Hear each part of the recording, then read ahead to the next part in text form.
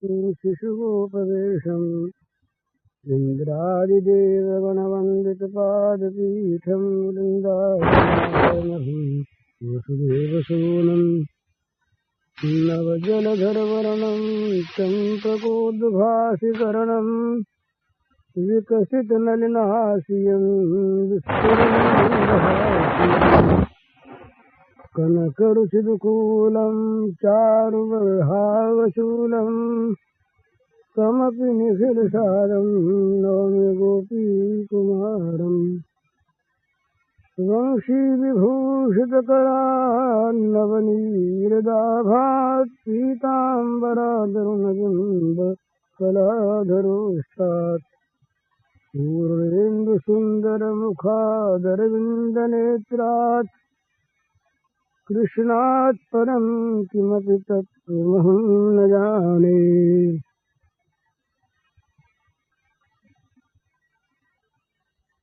अर्जुन से जब भगवान ने युद्ध करने के लिए कहा तो अर्जुन के मन में कुछ शंका हो गई। ज्ञान को बड़ा ऊंचा बताया भगवान ने,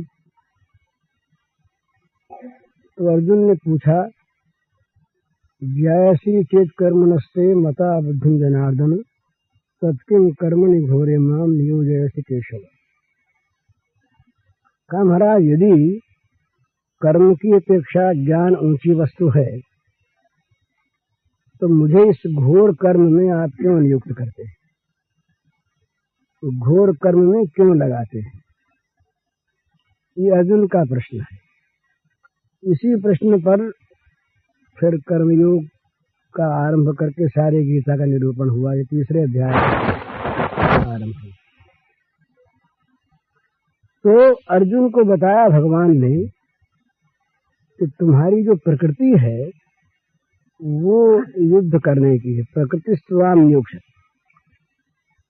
अभी तुम युद्ध से भाग रहे हो, घर वालों को देख करके, स्वजनों को देखकर, बड़ों को देखकर, गुरुजनों को देखकर तुम्हारे मन में जो एक विराग सा उत्पन्न हो गया है, ये वास्तविक विराग नहीं है, मोह है।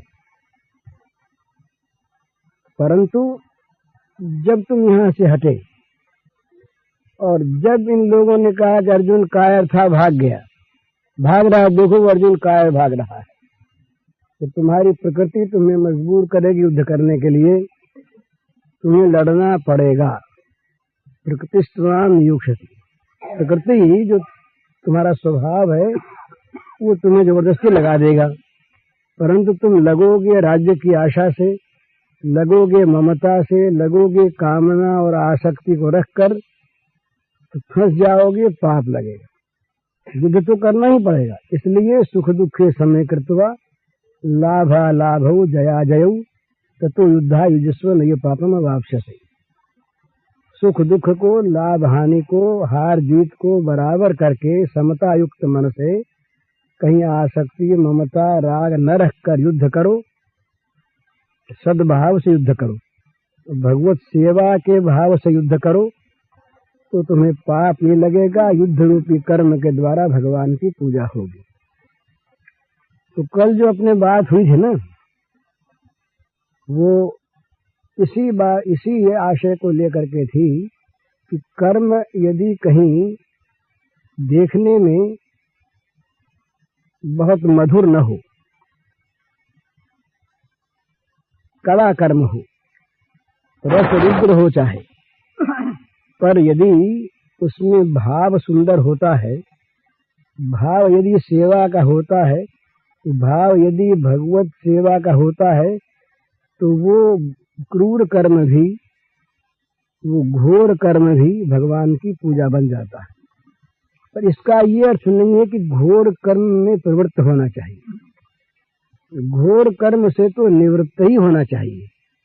अर्जुन अगर निवृत्त होने लायक होता तो उसे भगवान ये नहीं कहते कि तुम युद्ध करो। अर्जुन की प्रकृति, अर्जुन का स्वभाव इस प्रकार का था, वो उसने गर्भकाल से शिक्षा पाई थी रण में लड़ने की, जूझने की। तो अर्जुन किसी प्रकार से सहन नहीं कर सकता था युद्ध से पलायन। अपलायन जो धर्म है क्षत्रिय का, इसका पूर्ण विकास अर्जुन में था। युद्धे चाप पलायनम, युद्ध में से भागना नहीं। इसलिए अर्जुन के निमित्त ये चीज थी। अर्जुन के लिए भी भय था कि अर्जुन कहीं मोह में न फंस जाए, तो इसलिए अर्जुन को बार बार भगवान ने अनेक प्रकार से, ज्ञान की युक्ति से, निष्काम कर्म योग की युक्ति से, भक्ति की युक्ति से, सब प्रकार से अर्जुन को निर्मम और निरहंकार होकर लड़ने के लिए आज्ञा दी। भगवान का स्मरण करने की आज्ञा दी। यहाँ तक कह दिया भक्ति के प्रसंग में कि मन बुद्धि मुझे सौंप कर लड़ो। तस्मात् सर्वेषु कालेषु मामनुस्मर युद्ध च मय्यर्पित मनो बुद्धि मामे वैश्य संशयम। भगवान ने कहा कि लड़ना तुमको है तो लड़ो, लेकिन ऐसी बात कह दी भगवान ने कि वैसी अगर लड़ाई कोई कर सके तो कोई आपत्ति नहीं। भगवान ने कहा सर्वेषु कालेषु मामनुस्मर च युद्धि। पहले इस पर आपत्ति उठा दी जाएगी कि युद्ध दो काम साथ नहीं हो सकते। यहाँ भगवान कहते हैं सर्वेषु कालेषु मामनुस्मर च युद्धि। सर्वकाल में ये नहीं कहा कि स्मरण भी करो और युद्ध भी करो। भाई जब स्मरण करना होता तब स्मरण करो, युद्ध करना होता युद्ध करो, तब तो युक्ति संगत बात थी। पर भगवान युद्ध के लिए सर्वकाल नहीं कहते, पर स्मरण के लिए सर्वकाल कहते हैं। तस्मात् सर्वेषु कालेषु मामनुस्मर युद्धे च। सर्वकाल में मेरा स्मरण करते हुए युद्ध करो। तो सर्वकाल में स्मरण हो कैसे, इसी में बता दिया मय्यर्पित मनोबुद्धि। ये जो कुछ भी निश्चय स्मरण होता है ये सारा का सारा मन बुद्धि से होता है। भगवान ने कहा कि मन बुद्धि मुझे सौंप कर मेरा स्मरण करते हुए युद्ध करो, यही तो युक्ति है। फिर युद्ध में आपत्ति नहीं। परंतु यदि युद्ध क्रूर भाव से दूसरों को मारने के लिए बैर मन में रखकर, द्वेष मन में रखकर, मन में कलह की भावना से, द्रोह पूर्वक कामना से, इस तरह के दुर्भावों को लेकर यदि युद्ध में प्रवृत्त हो गए अर्जुन, तो ये नए पापम वापसी का अर्थ ये है कि नहीं तो पाप लगेगा। यहाँ तो नहीं लगेगा, यूं करोगे तो नहीं लगेगा, इसमें ध्वनि निकल जाए, नहीं तो यूं न करोगे तो लगेगा। तो जहाँ कामना है, आसक्ति है, द्रोह है, द्वेष है, राग है, हिंसा है, प्रतिशोध है, गिराने की चेष्टा है, स्वार्थ है, अहंकार है, ममता है, वहां वो घोर कर्म करके घोर फल से बच नहीं सकता।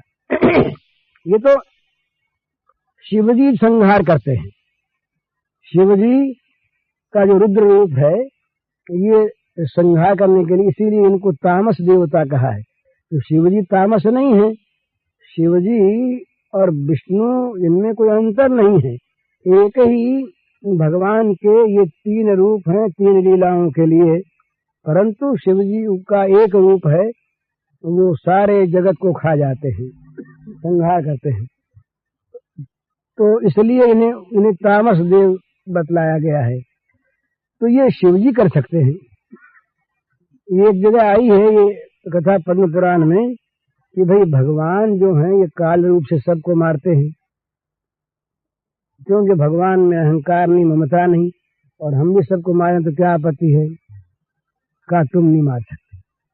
क्यों नहीं मार सकते कि तुम्हारे मन में कहीं बैर आ गया, कहीं भी तुम्हारे मन में द्वेष की जरा सी मात्रा आ गई, कहीं भी उसके मरने पर तुम्हारे मन में प्रसन्नता की लहर आ गई तो फंस गए। रावण को मार दिया और मारने के बाद भगवान ने कहा विभीषण से कि जाओ अंत्येष्टि करो। बैर थोड़ा ही था, ये तो आवश्यक था, इसलिए हो गया, जाओ काम करो। ये जब अश्वत्थामा का चक्र पहुंचा उत्तरा के गर्भ में, ये जब गर्भ में पहुंचा परीक्षित थे, तो इसकी कथा महाभारत में इस तरह से आती है कि अंदर जा करके उस ब्रह्मास्त्र ने तो गर्भ का हनन कर दिया। भागवत में तो आता है कि भगवान चक्र लिए गर्भ में प्रविष्ट हो गए और ब्रह्मास्त्र को उन्होंने निरस्त कर दिया। वहां दूसरी तरह से आता है कि वो हनन हो गया गर्भ का, गर्भ जो बाहर आया तो वो मृत बालक था। तो वहां भगवान ने कहा, बड़ी सुंदर बात कही, कई बातें कही, दो बात बड़ी याद रखने की है। एक तो कहा कि कंस और केसी को मारने के समय भी अगर मेरे मन में द्वेष न रहा हो तो ये बच्चा जी उठे। और दूसरी बात बड़े प्रेम की कही कि अर्जुन से मेरे मन में कभी अमैत्री भावना आया हो तो बच्चा जी उठे। तो बच्चा जी उठा, बच्चा तो जीता ही था, ये खाली भगवान की लीला थी। तो मारने में भी द्वेष न हो, मारने में भी द्वेष न हो, ऐसे पुरुष मारने की क्रिया करें तो आपत्ति नहीं है, तो मार के भी तारते हैं। पर वो अब जैसे जज है, अगर जज निर्णय करने के समय जरा सा भी किसी अभियुक्त के प्रति राग द्वेष युक्त हो जाए तो उसका निर्णय ठीक नहीं होगा। जज का निर्णय क्या, वो तो ठीक ठिकाने से निर्णय करता है, न्याय करता है, वो अपराधी है कि नहीं ये सोच करके विचार के न्याय करता है। उसके प्रति उसके मन में दुर्भाव नहीं होता। दुर्भाव यदि होता है तो वो न्याय नहीं होता, उसमें अन्याय हो जाता है।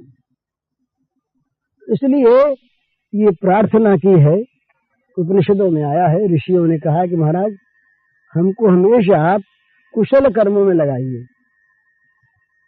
मन शुभ कर्मों में लगाइए, अशुभ कर्म में कभी हमें प्रवृत्त न करिए। यदि आवश्यकता भी हो तब भी आप जहां तक बने अशुभ से हमें बचाइए।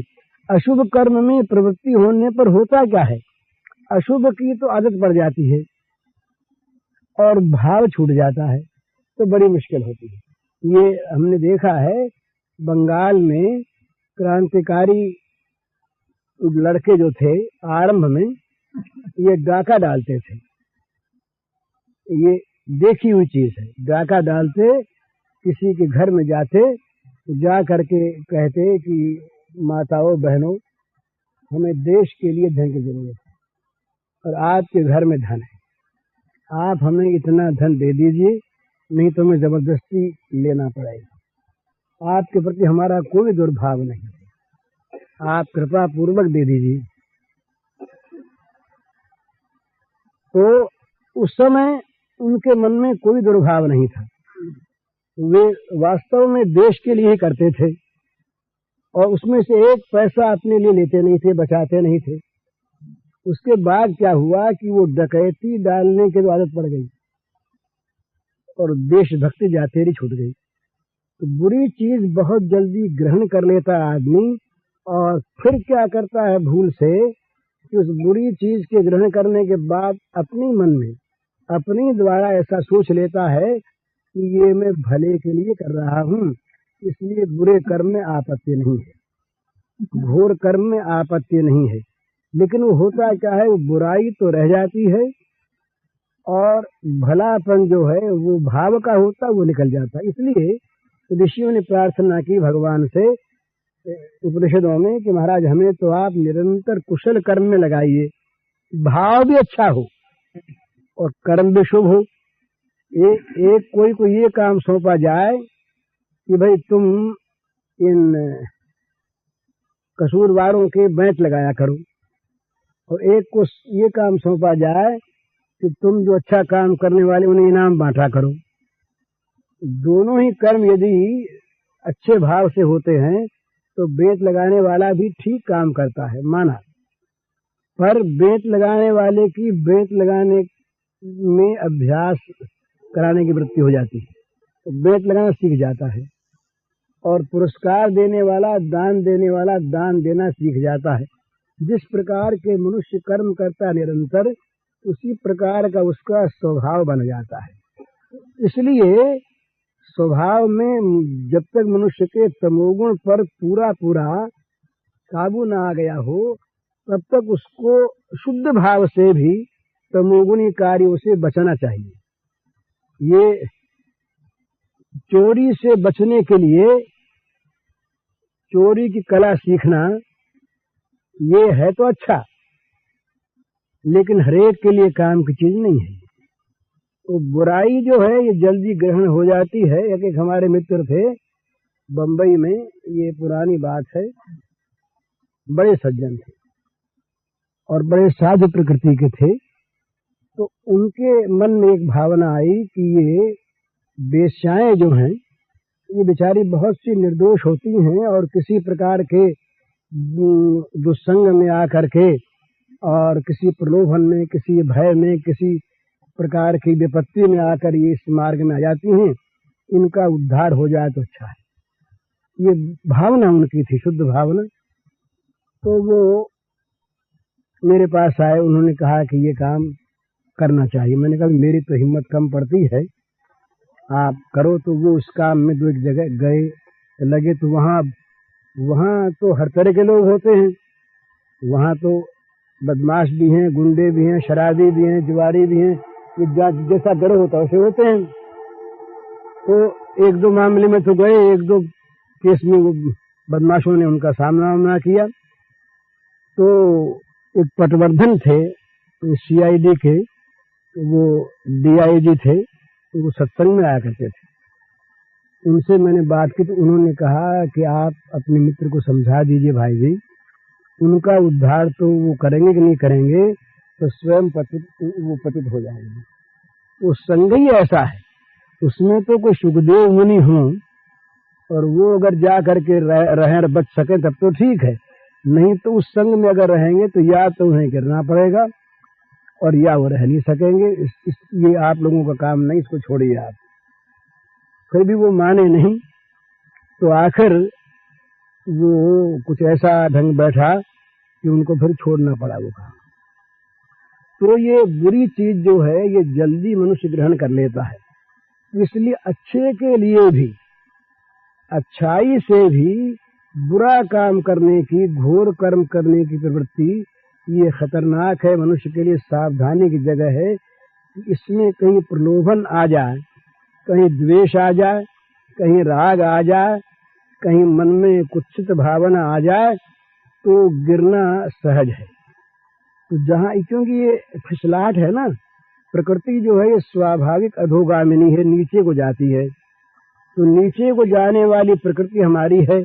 तो ऐसी अवस्था में हमें संभल कर सावधानी से, भगवान ने कहा निर्मुंगानीव सर्वशः, जैसे कछुआ अपने अंगों को समेट के रखता है अंदर ढाल के अंदर, इसी प्रकार से विषयों से निवृत्त करके इंद्रियों को रखना चाहिए। नहीं तो इंद्रियानि प्रमाथीनि हरन्ति प्रसभं मनः, इंद्रियां बड़ी प्रमुख स्वभाव वाली हैं, न मालूम कब कहाँ खींच करके मन को ले जाए, मन के साथ बुद्धि चले जाए, बुद्धि के साथ आत्मा जाए और पतन हो जाए। इसलिए जहाँ तक बने ये ख्याल रखना चाहिए, बुरा कर्म, घोर कर्म, जिसमें हिंसा होती हो, जिसमें असत्य होता हो, ये अपवाद हैं। जब कभी इस प्रकार का काम करना पड़े और आदमी हिम्मत रख कर और निर्लेप रहकर कर सके तो भले ही वो करे, लेकिन ये हर एक का काम और हर अवस्था का काम नहीं है। ये समय पर ये अपवाद हैं। भाई कभी ऐसा काम भी करना पड़े, कभी ऐसा काम भी करना पड़े। एक बार वो इंग्लैंड में एक रोग फैला, तो वो रोग फैला, लोग घर छोड़ते नहीं थे, तो लोग गांव में तो वो जबरदस्ती घरों को ढहा दिया गया कि जिसमें ये बच जाए। तो वो अच्छा उद्देश्य था, पर ऐसे कर्म हमेशा नहीं किए जाते।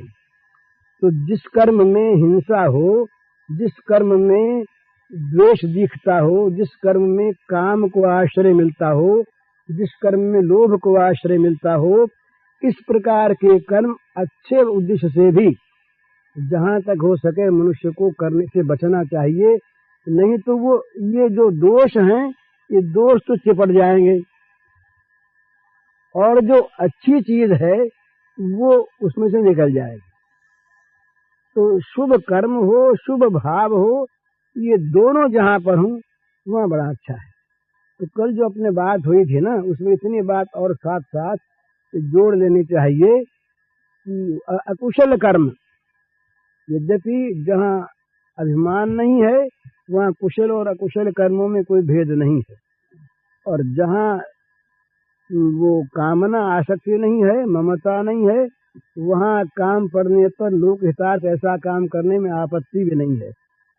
कहीं कहीं आवश्यक होता है, लेकिन ये सबके लिए आवश्यक नहीं, सब स्थान में आवश्यक नहीं, सब समय आवश्यक नहीं। सब समय तो यही बात है कि जहाँ तक बने अपने को बुरे से बचाते हुए काम करे। और ये भगवान ने गीता में 13वें 12वें अध्याय में जो भक्ति के लक्षण बताए हैं, उसमें कम से कम पहले श्लोक को जीवन में याद रख ले तो व्यवहार सब ठीक होगा और अपने आप उसके अंदर सद्भाव आ जाएंगे। अद्वेष्टा सर्वभूतानां मैत्र करुण एवच निर्ममो निरहंकार सम दुख सुख क्षमी, ये पहला श्लोक है। तो इसका अर्थ यह है कि अद्वेष्टा सर्वभूतानां, सारे प्राणियों से अद्वेष्टा रहे, किसी भी प्राणी में किसी प्रकार से कभी भी द्वेष न करे। तो ये बात जब ध्यान में रहेगी ना, तो किसी भी प्राणी के साथ बर्ताव करते समय, व्यवहार करते समय अगर ये बात याद आ गई तो द्वेष अगर नहीं रहा तो बर्ताव में दोष नहीं आवेगा।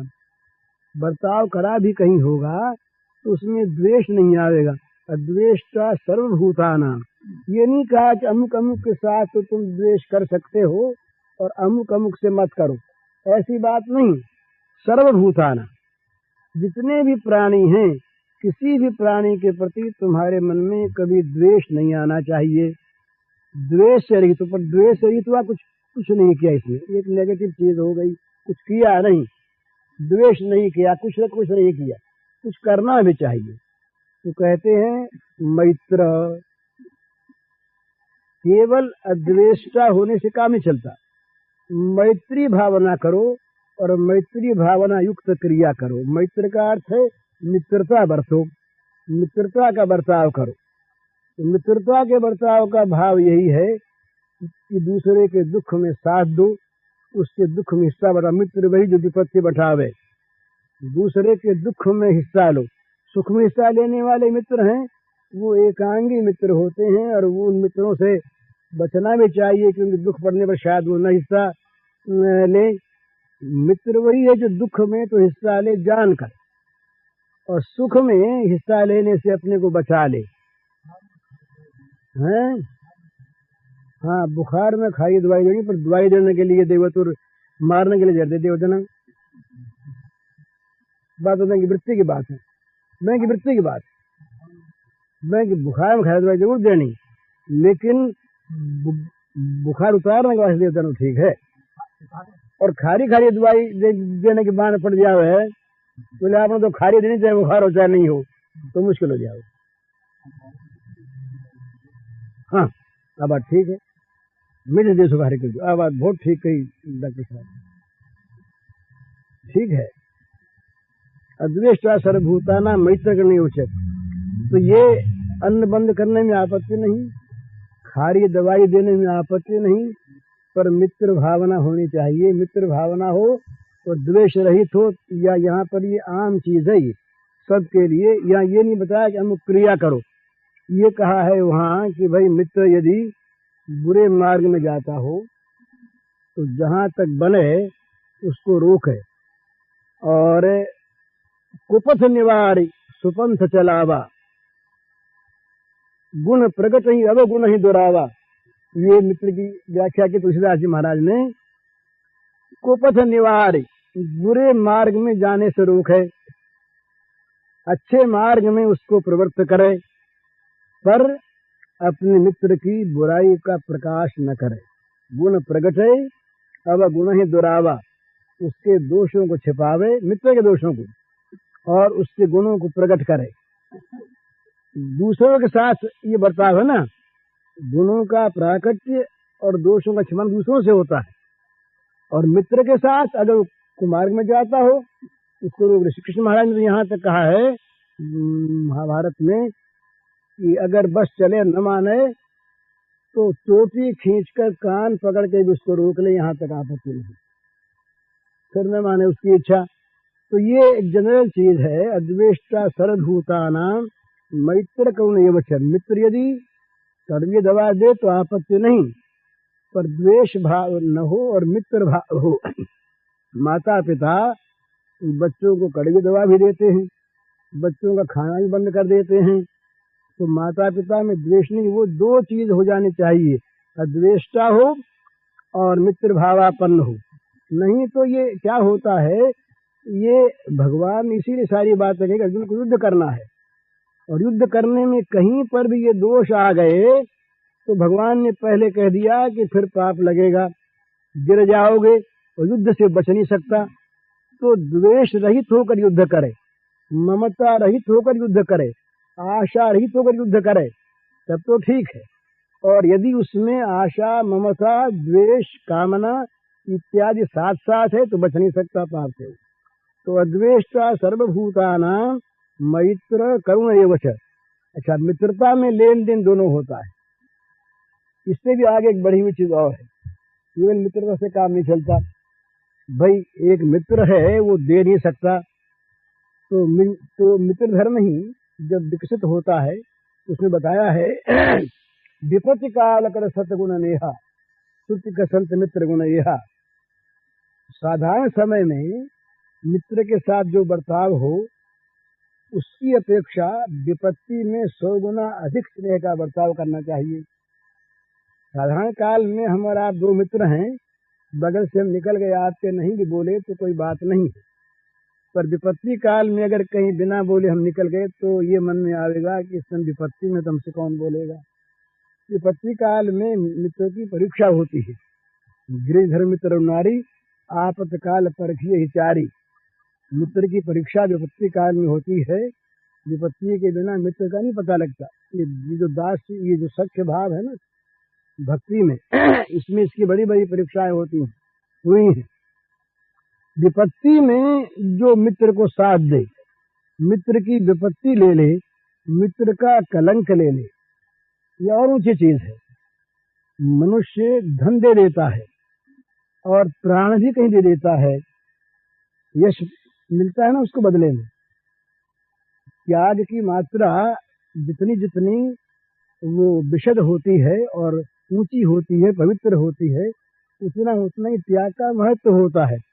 एक आदमी ने मित्र के लिए धन दे दिया और एक आदमी ने मित्र के लिए प्राण दे करके यश प्राप्त कर लिया महान, कि देखो कितना अच्छा आदमी है जिसने मित्र के लिए प्राण दे दिए।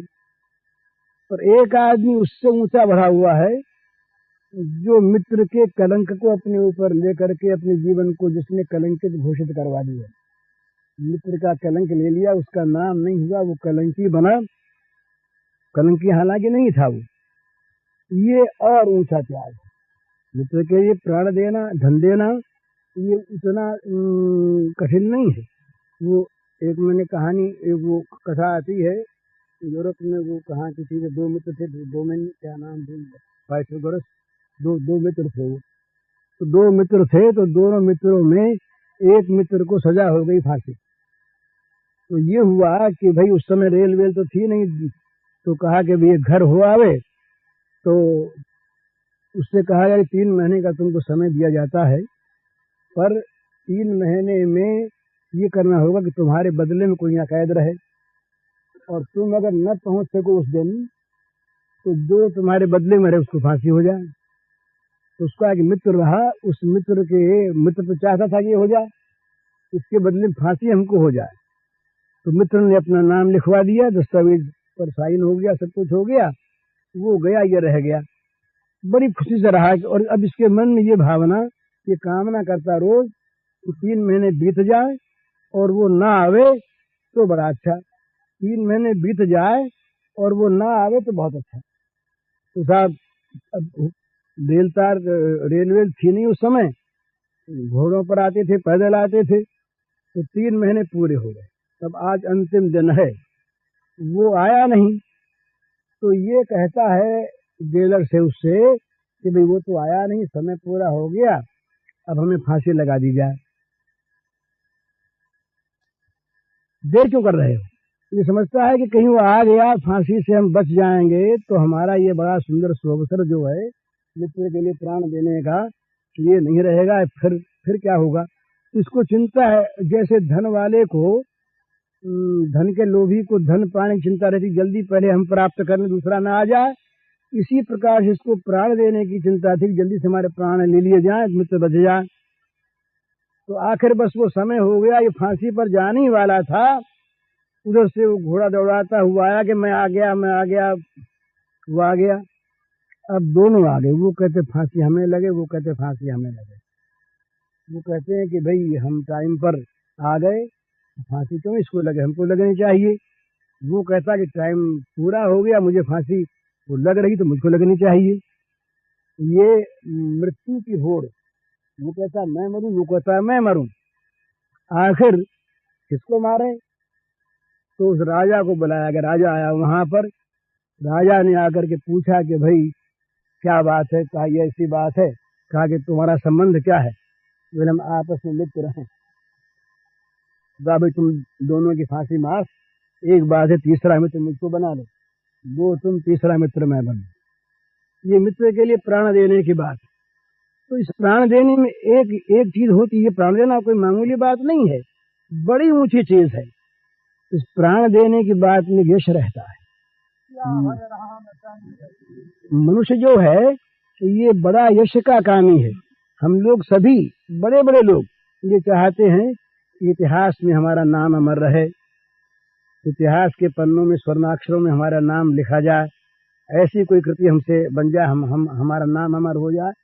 ये मनुष्य के मन में एक मान का लोभ रहता है, यश का लोभ रहता बड़ा भारी। तो मित्र के लिए प्राण देना चाहे यश के लोभ से न हो, परंतु चाहे केवल प्रेम से, पर इसमें एक चीज तो रहती है बदला मिलने की। पर जो कलंक ले ले, एक कथा आती है ये भगवान राम के जीवन के संबंध में, उसका कुछ थोड़ा सा आभास अध्यात्म रामायण में है। कैकेयी मैया जो है ना, इसको सारा जगत कलंकिनी कहता है। इतिहास में जितने लेखकों ने अब तक काव्य लिखे, इतिहास लिखे, जीवनियां लिखी, सब ने कैकेयी को गालियां दी। भरत ने गाली दी, वशिष्ठ ने गाली दी, अरुंधति ने गाली दी। सब कोई भी इसको कुटिल कहने से, कुटिला कहने से नहीं बचा। एक राम ने गाली नहीं दी।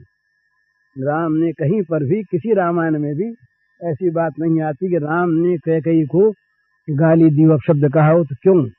ये कथा एक आती है अध्यात्म रामायण में, उसका थोड़ा संकेत है। वन में जब कैकेयी अकेली मिली तो ये पहले जाकर के मिले, मिल करके पूछा माता से, बड़ी दुखी माँ, उसकी आंसू पर आंसू बह रहे, सारा कलंक उस पर। दशरथ राज की मृत्यु हो गई, राम वन में आ गए, भरत ने राज्य लिया नहीं, असफल हो गई, सारा कलंक उसके ऊपर, दुख भार से दबी हुई, बिल्कुल किसी से कह न सके, मुंह न दिखा सके, सब उसको अंगुली से बतावें। बड़ी बुरी स्थिति है ना। जरा कैकेयी की कल्पना कीजिए आप, कैकेयी का उस समय क्या हाल हो गया जब भरत ने दुत्कार दिया कैकेयी को। राजमाता होती तो शायद कुछ और होता। भरत ने दुत्कार दिया, शत्रुघ्न ने दुत्कार दिया, सब ने गाली दी। कैकेयी मरे तो कहाँ मरे, मुंह छिपावे तो कहाँ छिपावे। उस कैकेयी को वन में भरत के साथ जाना पड़ा। वहां अकेले में राम मिले तो राम ने कहा, मैया तुम मन में किसी प्रकार की चिंता न करना, ये तुम जानती मेरा ही करवाया हुआ सारा काम है। वहां कैकेयी ने कहा, भैया ठीक है, पर इतना कठिन काम किसी और से मत करवाना। कितना कठिन त्याग है। हमेशा के लिए, जीवन भर में नहीं, इतिहास में अमर नाम के जो ये अमर नाम रहा कि कैकेयी कलंकिनी, उसने पुत्र सवास के लिए। पर वो कहते हैं कि कैकेयी अगर राम को वनवास दिलाने में कारण न बनती तो राम के अवतार का मिशन ही नहीं पूरा होता। राम कैसे बन जाते, कैसे सीता का हरण होता, कैसे राक्षसों का जो संसार के लिए, समाज के लिए, विश्व के लिए जो महान घातक हो रहे थे, उन सब का संहार कैसे होता, विनाश कैसे होता, राम राज्य की स्थापना कैसे होती, इन सब में मूल कारण जो है वो कैकेयी देवी हैं, जिन्होंने अपने ऊपर राम का काज करने के लिए, राम का कार्य संपन्न करने के लिए इतना बड़ा कलंक अपने ऊपर ले लिया, जिस कलंक की कहीं सीमा नहीं, उम्र भर तक ही नहीं, इतिहास में हमेशा के लिए कैकेयी कलंकिनी है। तो इस प्रकार का ये मैत्री भाव, ये बड़ा कठिन भाव है। राम की इच्छा से लिए नहीं ना, ये जहाँ इनकी गुप्त बात होती है वहाँ इच्छा की बात होती है। राम ने इनको नियुक्त किया इस काम के लिए, उन्होंने स्वीकार किया। हाँ नहीं वो बात होगा ना इनसे बात, इन्होंने फिर इसको स्वीकार कर लिया, दूसरे को मत सौंपना, हमको सौंप दिया, ये काम हमने कर लिया। कैकेयी उसमें, कैकेयी के दो चीज है, राम के सामने कैकेयी सुखी है, दुखी नहीं है, राम का काम करती है। जगत के सामने उसको नाट्य करना है, वही जगत के सामने अगर वो चीज आ जाए, प्रकाश में आ जाए, तो कुछ नहीं रहे फिर, तो राम ने काम करवा दिया। तो यही तो उसका मूल में एक रहस्य है। तो मतलब कहें का ये कि मित्र के कलंक को अगर अपने ऊपर कोई ले ले, ये अर्जुन के संबंध में भगवान की ऐसी चीजें आती हैं, कई दफे अर्जुन से वो काम करवा लेते हैं और कहते हमने करवा। अर्जुन का सारा कलंक अपने पर लेने को भगवान तैयार रहते। महाभारत में कई जगह से प्रसंग आते हैं कि वो अर्जुन की सारी बुराई, अर्जुन की भूल भूल हमारी भूल, ये हमने किया। ये महाराज बलदेव जी महाराज खींच गए, बलदेव जी महाराज खींच गए, बोले ये सब तुम्हारा काम नहीं। सुभद्रा वाली तो पहली बात है, जब उसको दुर्योधन को मारा भीम ने, पांडवों की ओर से वो भीम ने मार दिया, वहां बलदेव जी आए, आकर के बहुत खींचे, हल उठा लिया एक बार तो वहां ये मारने चले, तो श्री कृष्ण ने बस दोनों भुजाओं से उनको पकड़ लिया। महाभारत में आता है कि दोनों भाई जब इस प्रकार से वो मारने यहाँ वो पकड़े खड़े हैं, बड़ी शोभा हुई दोनों भाइयों, कैसा लिखा है महाभारत में, बड़ी शोभा उनकी हुई, बड़ा सुंदर लगे दोनों, वो रोक रहे हैं। फिर उसका वो सारा ले लिया आपने, उनको कहना पड़ा ऐसा बलदेव जी को, भाई तुम जानो, तुम्हारा कहीं सारा तुमने करवाया। बोले हाँ हमने करवाया, आप पधारो। तो गए। तो ये मित्र भावना, और मित्र भावना से ऊंचा भाव होता है जहां दुख देखे वहां मित्र भावना से काम नहीं चलता। मित्र भावना के बाद एक है करुण भाव, हृदय का पिघल जाना। ये आता है हमारे यहाँ, और संतों की वाणी में आता है कि दूसरे के दुख को देखकर जिसका हृदय पिघलता नहीं वो राक्षस है। राक्षस की यही व्याख्या की है उसके हृदय की क्रूरता को लेकर, दूसरे के दुख को देखकर जिसका हृदय पिघले नहीं, द्रवित न हो जाए, वो राक्षस है। और भक्त के लिए खास तौर पर भगवान ने ये लक्षण बताया कि वो तो करुण होता ही है, पर दुख द्रवई संत सो पुनीता। दूसरे के दुख से द्रवित हो जाना, दूसरे के दुख को देख न सकना। रंतिदेव ने सारे दुखियों के दुख को अपने ले लेने के लिए भगवान से वरदान मांगा। तो दुखियों ये जो करुणा है ना, दया, ये दया जो है ये अपने लिए होती है। दया दूसरे के दुख को देख करके और उसके दुख से अपना मन पिघल गया और अपने मन में वो दुख आ गया। अब उस अपने दुख को मिटाने के लिए जो क्रिया होती है स्वाभाविक, उसका नाम दया है। दया स्वांत सुखाय होती है। दया में उपकार की भावना नीची चीज है। जिस दया में ये चीज है कि मैं दया करने वाला ऊंचा और ये बेचारा दया का पात्र मुझसे नीचा, वहां दया का ठीक विकास नहीं है। ये तो मेरा मित्र, इस पर दया करूं, और ये शत्रु, इस पर दया न की जाए, ये दया का विकास नहीं। परेवा बंधु वर्गेवा मित्रे दृष्टरिवा सदा आपन रक्षितव्यम को दयिषा परिकृतता। यह त्रिस्मृति का श्लोक है कि मित्र हो वो दूसरा हो या भाई बंधुओं में हो, मित्र हो व शत्रु हो, किसी को भी दुख में देखकर उसके दुख को न सह सकना, उसका दुख अपने हृदय में उतर जाना और उस दुख को दूर करने के लिए जो प्रयत्न करना स्वाभाविक, इसका नाम दया है। दया में एहसान नहीं है, दया में किसी को कृतज्ञ बनाना है, दया में किसी को उपकार के भार से दबाना नहीं है, दया की दुकान नहीं खुलती। दया तो स्वांत सुखा है, अपने हृदय में दूसरे का दुख दुख बनकर आ गया, उस दुख को मिटाने के लिए जो स्वाभाविक क्रिया होती है उसका नाम अपनी दया का। बड़ी सुंदर चीज है। बोले अमुक आदमी बड़ा दयालु है, बड़ा अच्छा, पर उसका जो हृदय में जो कारुण्य करुणा है, वो करुणा यदि एहसान करती है, वो करुणा अगर दूसरे को उपकार भार से दबाती है, वो करुणा अगर कोई बदला चाहती है, वो करुणा अगर किसी को अपने से नीचा मानती है, तो वो करुणा दूषित है, वो विशुद्ध करुणा नहीं है। विशुद्ध करुणा वो है कि हृदय में करुणा भाव उत्पन्न हो गया किसी के दुख को देखकर, और वो करुणा भाव अपना ही अपने को दुख देने लगा। उस अपने दुख को दूर करने के लिए जो चेष्टा है वो स्वाभाविक होती है, उसमें माप तौल नहीं होता। जैसे अपने दुख को दूर करने में आदमी माप तौल नहीं करता, जितना अपने से बनता है, जिस प्रकार की भी चेष्टा वो कर सकता है अपने लिए करता है, किसी पर एहसान बगैर जताए। इसी प्रकार जिसका हृदय करुणार्द्र है, जिसके हृदय में करुणा के द्वारा आर्द्र भाव पैदा हो गया है, वो मनुष्य दूसरे के दुख को देखकर उसको बिना मिटाने की चेष्टा किए रह नहीं सकता। वो उसे स्वाभाविक किसी प्रकार का नाम पाने के लिए नहीं, बदला पाने के लिए, अपने लिए नहीं, प्रत्युपकार के लिए नहीं, वो केवल स्वाभाविक उससे रहा नहीं जाता। ये है करुण भाव। तो भगवान ने कहा अद्वेष्टा सर्वभूतानां मैत्र करुण एव च। सारे भूत प्राणियों में अद्वेष्टा हो, सबके साथ मित्रता का भाव रखे, बर्ताव करे, और जहाँ दुख देखे वहाँ करुणार्द्र हो जाए। लेकिन करुणा करे, दया करे, मित्रता करे, पर कहीं मेरा न मान ले, मेरा माना कि बधा। इस पर भागवत का वो दृष्टांत है भरत मुनि का। भरत मुनि ने, भरत राजा थे, बड़े भारी सम्राट भरत, उन्होंने सब कुछ त्याग करके संन्यास ले लिया, यति भाव से रहे, जंगल में रहे, कुटिया बांध करे, सब कुछ छोड़ छाड़ दिया।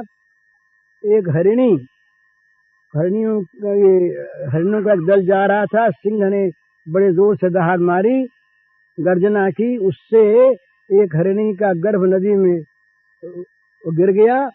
उस गर्भ में उसको मृग के बच्चे को, शावक को उठा लाए और उठा करके उसको पालने लगे दया पर। दया के साथ साथ उसमें उनका ममत्व हो गया, ये मेरा हरिण का बच्चा, उसमें मोह हो गया। अब उसको दया है वहां तक तो ठीक है, दया के साथ ममता आ गई, ममता के साथ मोह आ गया, मोह आ गया तो आसक्ति आ गई। अब वो बाहर जा तो रोने लगे, देखो मेरा बच्चा था कहाँ चला गया, और वो यूं खाद खुदलाता था, ये नन्ही घास खाता था, मेरी गोद में आके सो जाता था, कितना अच्छा लगता था। ये सब वर्णन भागवत में है। बस वो ममता जहाँ आई वही याद रहा, मरते समय दोबारा जन्म उनका मृग योनि में हुआ, हरिण बने। बिल्कुल द्वार पर पहुंच गए थे मुक्ति के, हरिण बने। लेकिन इतना बड़ा तप का धन उनके पास था, इसलिए उनको पूर्व की स्मृति रही, पूर्व जन्म की जाति स्मर रहे। तो हरिण के जन्म में बड़े सावधान रहे, कहीं फंस न जाए ममता में। हरिण योनि से फिर ब्राह्मण बने, ऊपर जड़ भरत उनका नाम पड़ा। वो जड़वत आचरण करते थे, लोग उसको जड़ कहने लगे, जड़ थे नहीं, महाज्ञानी थे। उस जन्म में फिर उनकी मुक्ति हुई। तो दया तो ठीक, पर दया में कहीं ममता हो गई तो फंस गए, और कहीं दया करने का अभिमान हो गया, हम दया करने वाले, हम अमुक, हम बड़े, हम विद्वान, हम भक्त, हम ज्ञानी, हम सदाचारी, कुछ भी अभिमान यदि आ गया, अहंकार यदि आ गया तो फंस गए। तो निर्ममो निरहंकार।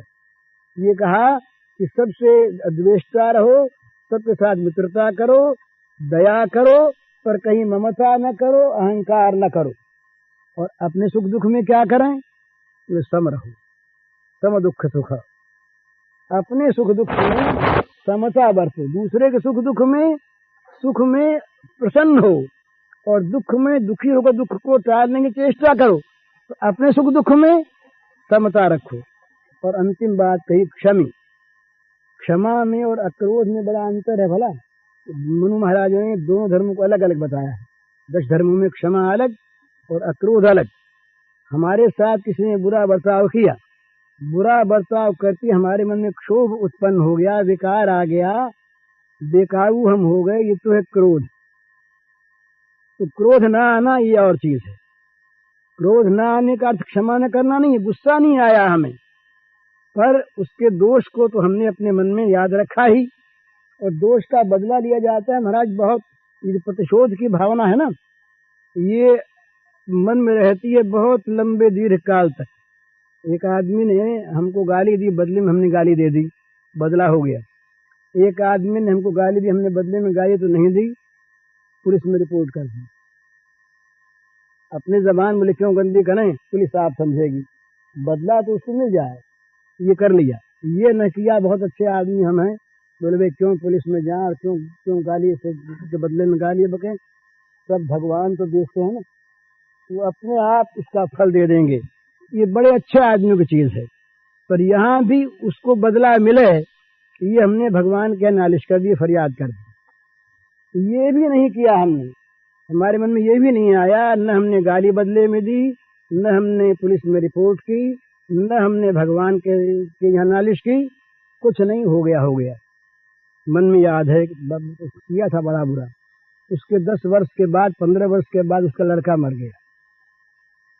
अब याद आ गई बात, बोले देखो भगवान घर में न्याय है ना, हम निर्दोष को इसने गाली दी थी, आज भगवान ने देखो इसका फल दे दिया।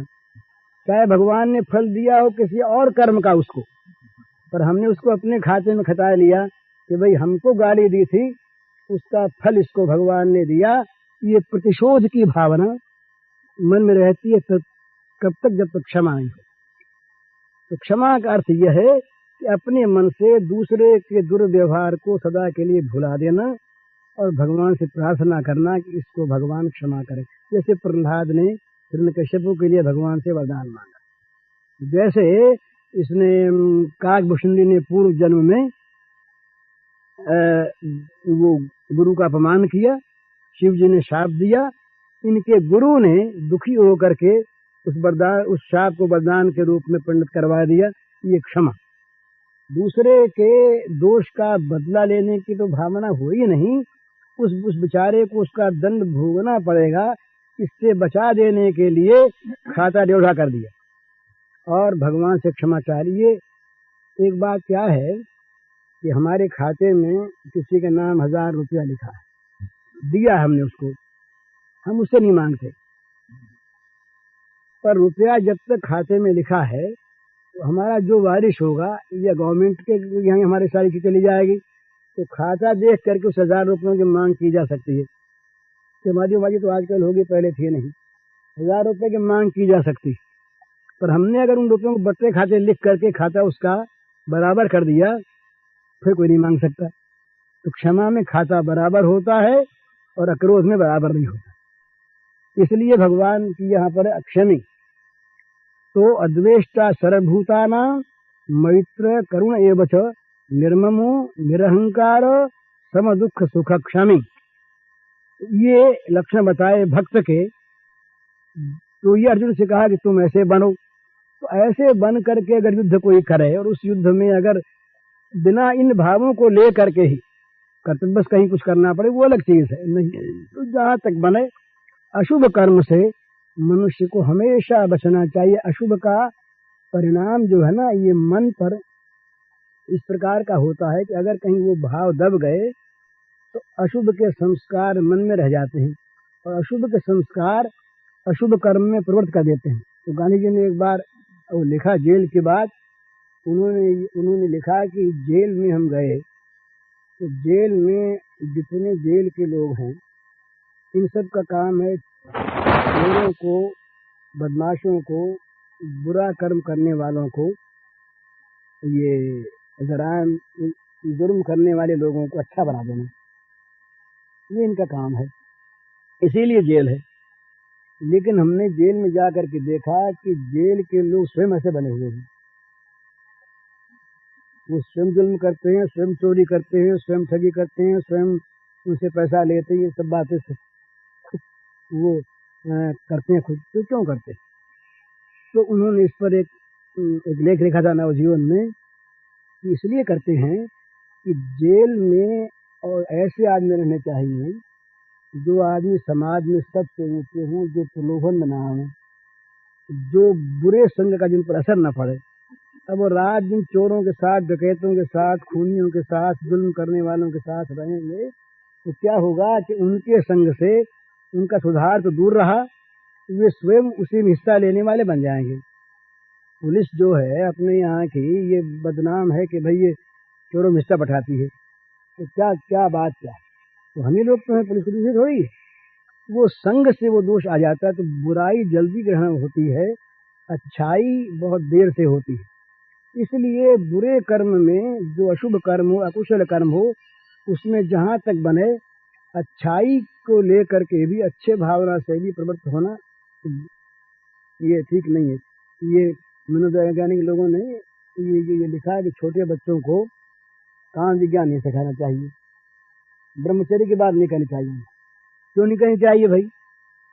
इसलिए कि ब्रह्मचर्य की बात कहने से ब्रह्मचर्य के साथ साथ जो बातें उनको सिखानी पड़ेगी वो सीख जाएंगे।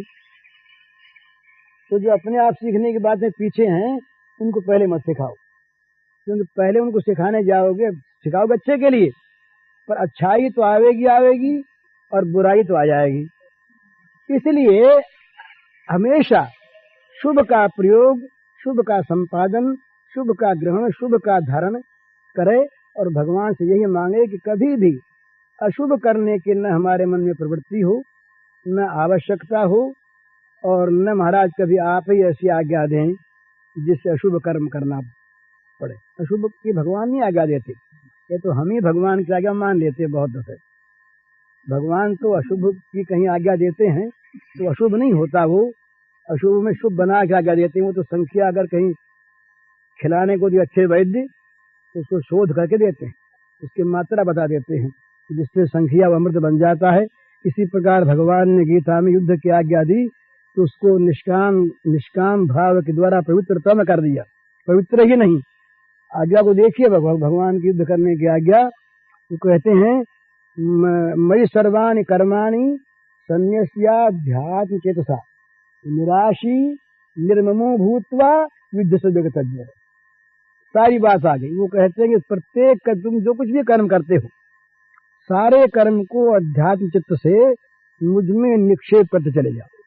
कर्म किया भगवान में, किया भगवान में, किया भगवान में, और आशा छोड़कर, ममता छोड़कर, कामना से रहित होकर तब युद्ध करो। तो बस इस प्रकार से फिर युद्ध करने में आपत्ति नहीं। जिस युद्ध में कामना नहीं, जिसमें ममता नहीं, जिसमें आशा नहीं, और जो युद्ध भगवान के समर्पण हो जाए, इस प्रकार के युद्ध भगवान ने बताया। गीता तो ऐसा नहीं बताया कि चाहे जिसको जाके मार डालो, यह नहीं कहा। बड़ा नियमित, बड़ा संयमित, इस प्रकार का बांध दिया अर्जुन को कि अर्जुन बस उससे बाहर न जा सके, फिर युद्ध करने में आपत्ति नहीं। वैसा युद्ध अगर हम न कर सकें तो हमें युद्ध से विरत रहना चाहिए, नहीं तो पाप लगेगा ही। इस प्रकार से निरंतर अशुभ से आदमी बचे, इंद्रियों को, मन को, बुद्धि को बुराई से हमेशा बचाता रहे। बुराई ग्रहण जल्दी होता है और बुराई पनपती बहुत जल्दी है, ग्रहण नहीं होता, बढ़ती जल्दी है। ये आँख वाक जो है ना, तो बहुत जल्दी लग जाते हैं, बगैर पानी के भी ये लगे रहते हैं। धतूरा आग कौन लगाता है? ये लग जाते। विष की बेल बहुत जल्दी फैलती है। तो इस तरह से ये तमोगुण जो है ना, तमोगुण का विस्तार जल्दी होता है। तो तमोगुण को हमेशा सत्व से दबाए रखे, तमोगुण तो साथ रहेगा ही। भाई बाग है तो बाग में बाढ़ चाहिए, पर केवल कांटे कांटे बिखेर दे और अंदर कहीं फूल फल हो ही नहीं तो बड़ी बुरी चीज है। लालटेन में ऊपर वो कांच चाहिए, नहीं तो वो बत्ती हवा से बुझ जाएगी, पर केवल कांच रहे, अंदर बत्ती न रहे तो अंधेरा ही रहेगा। तो मूल चीज जो अंदर की जो पवित्रता है वो है। तो सत्व के साथ जो सत्व का सेवक बनकर तम रहे वो आवश्यक है, वो रहेगा ही जगत में। जब तक ये जगत है तब तक त्रिगुण है, त्रिगुण है तब तक तम भी है, पर तम रहना चाहिए सत्व का सेवक। कि सत्व का मालिक बन के तम बढ़ जाए, सत्व की जगह तम आ जाए तब बड़ी मुश्किल है। तो सत्व की जगह तम को न बैठावे, सत्व की जगह रज को भी न बैठावे। तम रहे सत्व का रज का बिल्कुल सेवक, और रज रहे सात्विक प्रवृत्ति में सहायक, और सत्व रहे राजा। इस प्रकार का जीवन ये मानव जीवन असली है, साधक का जीवन है। इस प्रकार के जीवन में हम लोग प्रवृत्त हों और लगें, संपादन करें तो हमारे जीवन की सार्थकता है।